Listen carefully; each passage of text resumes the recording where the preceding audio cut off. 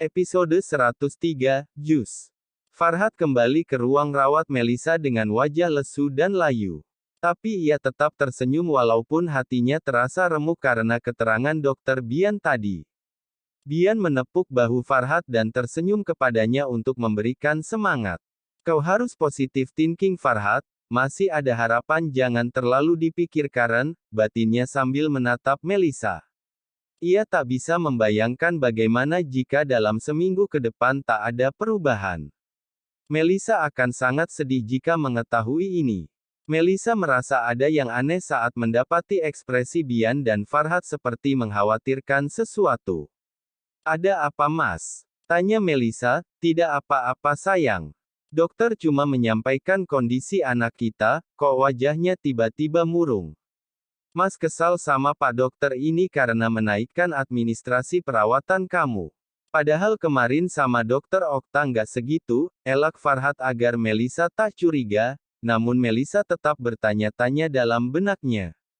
Karena Farhat bukanlah orang yang hitung-hitungan kalau soal uang apalagi untuk kesehatan. Karena shift saya berakhir pagi ini, saya akan menyerahkan elbu Melisa pada dokter lain untuk mengontrol keadaan elbu sementara. Bian pun berpamitan dulu karena sifatnya hari ini telah selesai. Di sisi lain Dika menyuruh Nurul untuk pulang dulu untuk istirahat di rumah. Kalau kalian berdua mau istirahat, pulang aja nggak apa-apa biar Mas di sini yang gantian jaga kakak. Farhat meminta kedua adik iparnya untuk pulang saja karena mereka sudah semalaman di sana. Mau bareng saya? Tawar Bian karena rumah mereka kebetulan sejalan, hanya beda RT istilahnya. Nggak udah Pak, entar ngerepotin, ucap Nurul dan Dika, nggak apa-apa lagian rumah kita satu jalan. Dika dan Nurul menyetujui untuk pulang bersama Bian, sedangkan Vino sudah pergi sebelum mereka terbangun tadi sebab dia akan menyiapkan pekerjaan di kantor.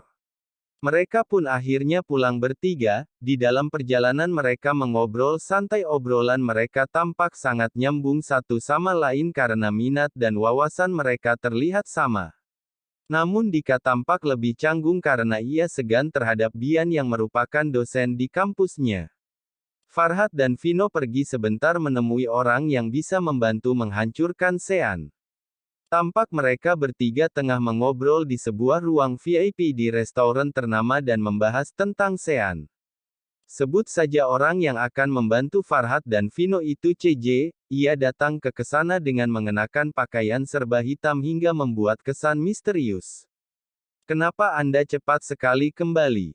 Aku kan belum menyusun rencana, ujar si CJ sambil menyeruput kopinya.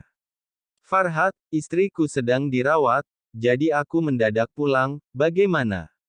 Kau mendapatkan berkas kasus itu?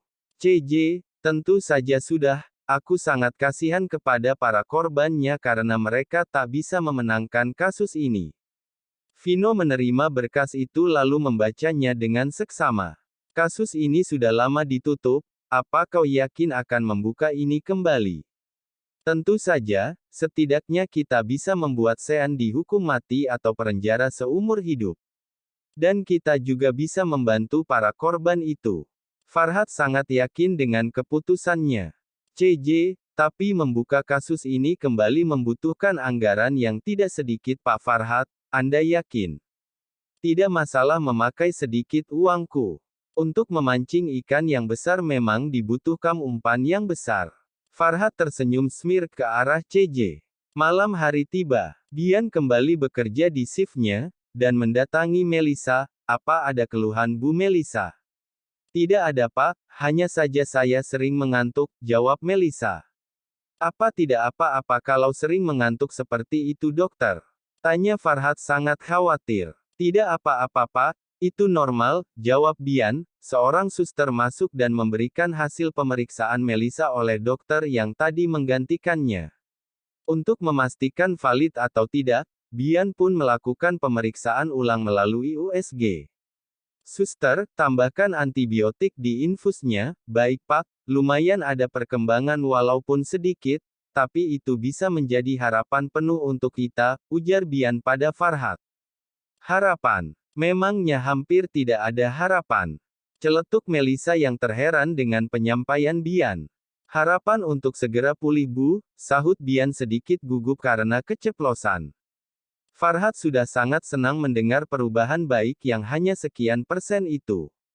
Walaupun pun sedikit setidaknya ada perkembangan dan harapan agar anak-anaknya lahir dengan selamat. Perlu diketahui, Bian menyuruh Farhat untuk tak memberitahu Melisa tentang kondisinya untuk menghindari stres. Air ketuban Melisa yang keruh ini disebabkan oleh stres berlebih pada janin sehingga membuat si janin mengeluarkan feses kotoran yang seharusnya keluar saat mereka baru dilahirkan. Dan itu membuat air ketuban Melisa terkontaminasi jika tidak segera ditangani, maka dikhawatirkan seiring tumbuhnya janin ketuban itu bisa saja tertelan dan bahkan menyebabkan infeksi pada organ tubuh mereka.